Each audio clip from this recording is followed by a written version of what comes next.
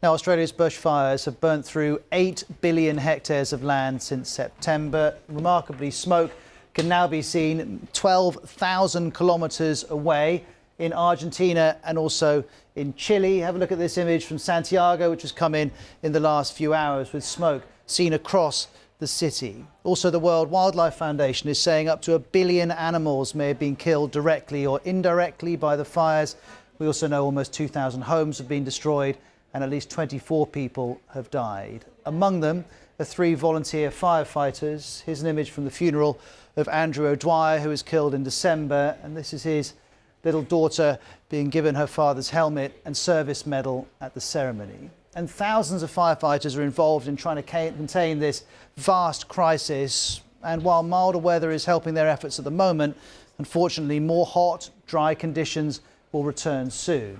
And still, New South Wales and the southeast of Australia is the worst affected. Let's begin in the southeast of the state. The BBC's Jonathan Head is there. Well, I'm now in the town of Wingelow. The fire service here has been unbelievably busy over the weekend trying to save this town. The fire that struck this place roared in from back there. The firefighters here put up an epic battle, one they describe in almost apocalyptic terms, as this fire roared through with a massive cloud of ash, the sky completely red. And the firefighters here have described battling on all fronts to try to save the town. It's a town of around 400 people. They thought they would lose the entire town. The fire came up here, it leapt over the road, and you can see the ground over there is completely scorched, going towards the railway line, and that's where the firefighters say they stopped it. They stopped it from going further over and getting more homes. People have come back to this town now. The weather's cooler, there are fires some distance away, it's still a bit smoky, but they've been able to come back, look at their homes, and they describe a feeling almost of elation that nobody was hurt, nobody was killed, and that they didn't lose more homes. This is one of so many communities in Australia now that are reeling from these fires and assessing the damage that they've suffered. Worrying, of course, too, that the hot season has only just started and they may get more fiery weather to come. Well, not far from where Jonathan recorded that is another rural community called Wandandian, also in New South Wales. The BBC's Lucy Hockings is there. Temperatures have been cooler here. A little bit of rain has fallen across the state and Victoria, which has really taken the pressure off people. But it does feel like we're all in a state of limbo, particularly the residents who live here, because the intense heat and the wind is set to return here in the coming days. And there is the constant smoke and air pollution. It's been really bad across the state, particularly in the capital of Australia, Canberra, where they gave out free masks to people today to try and cope with the pollution, and in Melbourne as well. Well, this is a human disaster. It's an environmental disaster as well. Here we have the World Wildlife Foundation estimating that more than 1 billion animals may have been killed directly or indirectly by these fires. And Lucy has been speaking with some of those involved in rescuing animals. In here we have a baby mountain brushtail possum. So he's had to be evacuated as well with us. He'll be released into the wild. These guys are in care for a very long time. We'll have him for close to a year. Baby kangaroos and wombats are in care for about 2 years, so it's a long time commitment.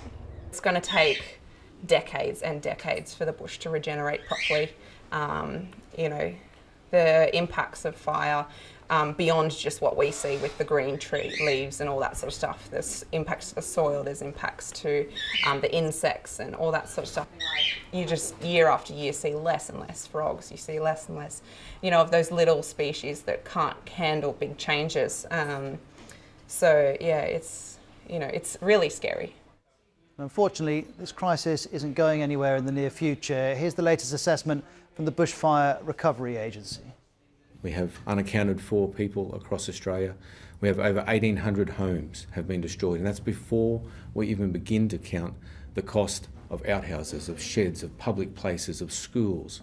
The heartbeat of some of these communities. It's before we even begin to count the cost to business, to those people who may not have lost their homes, but they don't have a place to turn up for work today. They're not sure how their next paycheck is going to arrive. The cost of this is unprecedented. I'm under no illusions about the size of the challenge that is ahead of us.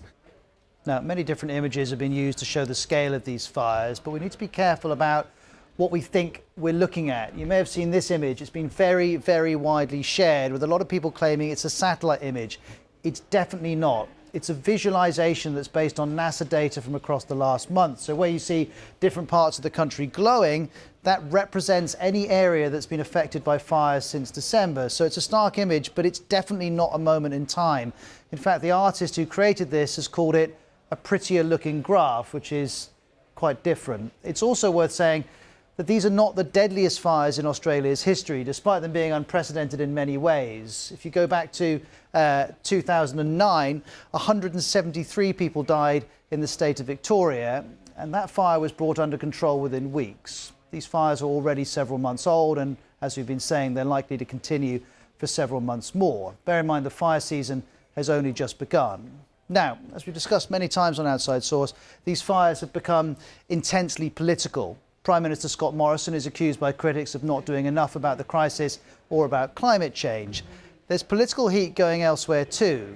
The Green Party is accused of failing to support hazard reduction burning. This is where land where there's a high density of particularly dry scrub, referred to as fuel load, is deliberately burnt to reduce risk. Have a look at this quote from the Prime Minister Scott Morrison recently, saying the most constant issue that's been raised with me has been the issue of managing fuel loads in national parks. He went on to say that people who say they are seeking those actions on climate change don't share the same urgency of dealing with hazard reduction.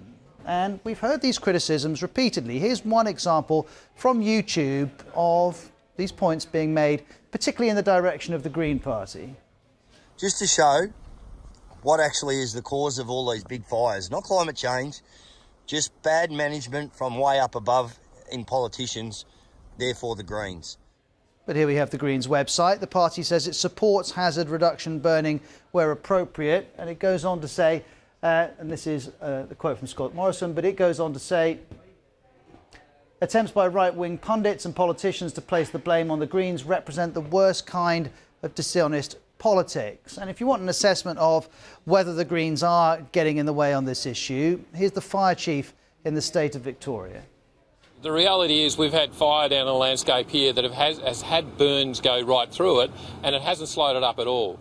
And so the emotive argument is not supported that fuel reduction burning on a large scale will fix all our problems. It should be treated as one part of an integrated approach. What's been really successful for us in these firefights is how we're actually working in with communities before the fires go through.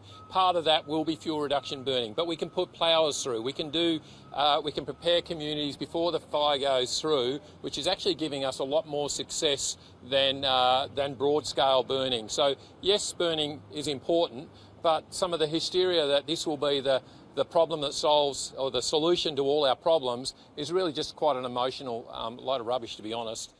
Now, while some people are looking at what caused these fires, people who have lost their homes are facing the question of how and whether to rebuild. And of course, they're desperate to know if their insurance will come through. Here's the government's treasurer on the number of claims so far. There's around 8,500 insurance claims, totalling around $700 million in losses that have already been made. Many people affected by these fires may not be fully covered by their insurance. Here's Courtney Bembridge, an Australian journalist based with the OS team, on that issue. It's always difficult in these areas that have been either burnt by fire before or are fire prone. Insurance premiums are often very, very high, and also you get a situation where many people are underinsured. So they may insure the cost of building their house, but over time that goes up. And also the cost of construction after a fire is much higher than when you're first building the home. Sometimes also if people have a mortgage, they'll have to, the banks can kind of use the insurance payout to pay off the mortgage, and then you have to get another mortgage basically to rebuild. So it's not as easy as people kind of getting the amount and starting to rebuild. Often this takes months and years to kind of get people back on their feet after an event like this, and often they're out of pocket to the tune of hundreds of thousands of dollars.